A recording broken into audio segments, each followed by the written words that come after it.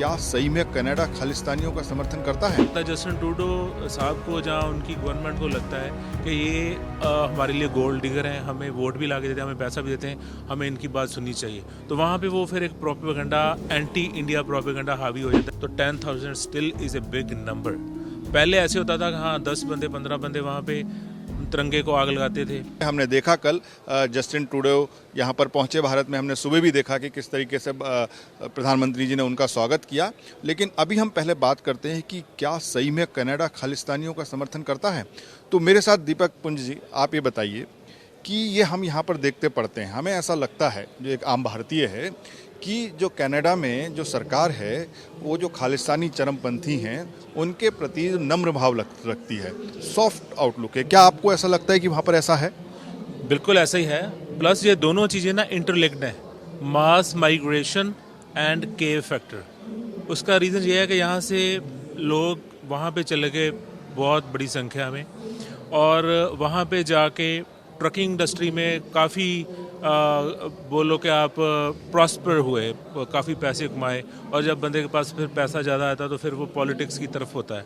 तो अभी भी हम जैसे जो Punjabis basically 2% in India and 2% in Canada, but in Canada 2% is representing 20%।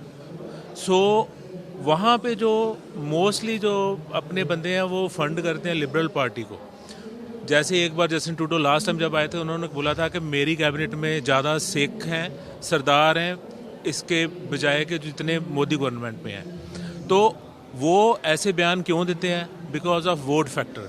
जैसे यहाँ पे है ना कि हाँ इतने % राजपूत है, इतने % ब्राह्मण है, हमने इसको वोट देनी है, तो वहाँ पे जो वोट का ऐसा एक सिस्टम, एक जंजाल रचा गया है एक पर्टिकुलर कम्युनिटी के द्वारा। उसके साथ ये प्रॉब्लम हुई है कि उनको लगता है कि इनके पास पैसे हैं और इनके पास वोटें हैं, और ये डोनेट भी करते हैं और वो हमें वोट भी देते हैं। तो उसके चलते वो जो एक लॉबी क्रिएट हो गई, because many of us they became multi millionaire, और वो डोनेट भी करते हैं खास करके लिबरल पार्टी को, चाहे वो थ्रू प्लेस ऑफ वर्शिप्स हो, जहाँ और बहुत सारे रीजंस हैं। तो वो पॉलिटिकली ज़्यादा स्ट्रॉन्ग हो गए। तो उनको भी लगता है, जस्टिन ट्रूडो साहब को, जहाँ उनकी गवर्नमेंट को लगता है कि ये हमारे लिए गोल्ड डिगर हैं, हमें वोट भी ला के देते हैं, हमें पैसा भी देते हैं, हमें इनकी बात सुननी चाहिए, तो वहाँ पे वो फिर एक प्रोपेगेंडा, एंटी इंडिया प्रोपेगेंडा हावी हो जाता है। जैसे कि अभी कल की बात है, एक मंदिर को वेंडलाइज किया गया, उसके ऊपर बड़े गलत शब्दावली लिखी गई कि Punjab is not India, and Modi ji के बारे में बड़ा गलत बोला गया, वैंडलाइज किया गया। अब वो वैंडलाइज कौन करता है, उनको पकड़ में क्यों नहीं आते? वो कहते हैं कि ये खुद वैंडलाइज करते हैं। अगर कोई भी करता है तो those guys should be arrested, उनको एक ड्यू जस्टिस मिलना चाहिए, लेकिन वो करते नहीं है।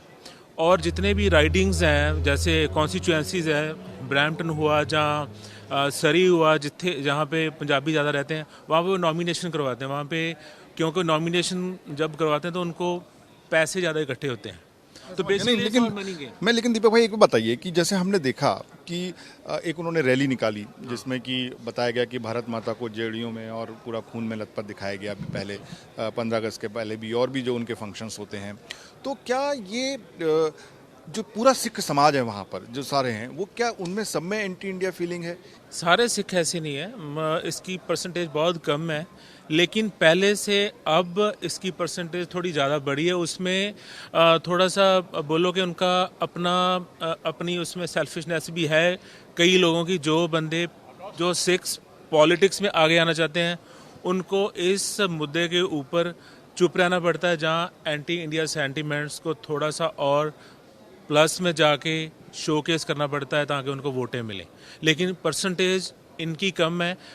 हाँ, अगर हम पिछले 2 साल में देखें, जब से मोदी जी आए, जब से वो ट्रूडो साहब की लास्ट फेरी में जो प्रॉब्लम हुई थी, उसके बाद अगर वहाँ पे जो रेफरेंडम हो रहा है, Khalistan referendum, according to them 50,000 लोग वोट डालते हैं एक बारी में।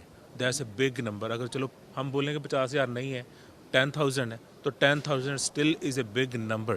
पहले ऐसे होता था कि हाँ 10 बंदे 15 बंदे वहाँ पे तिरंगे को आग लगाते थे। अब वोट डालने 10,000 से लेके 50,000 बंदे आएंगे, तो it will be becoming a big factor. तो वो जो एंटी इंडिया सेंटीमेंट है it becomes bigger and bigger. जितने भी नए स्टूडेंट्स आते हैं तो वहाँ पे एक टिकटॉक्स पे जहाँ और वीडियोस चलती हैं तो एक बंदा आके उनसे पूछता है फ्रॉम वेयर यू आर, वो कहते हैं आई एम फ्रॉम पंजाब।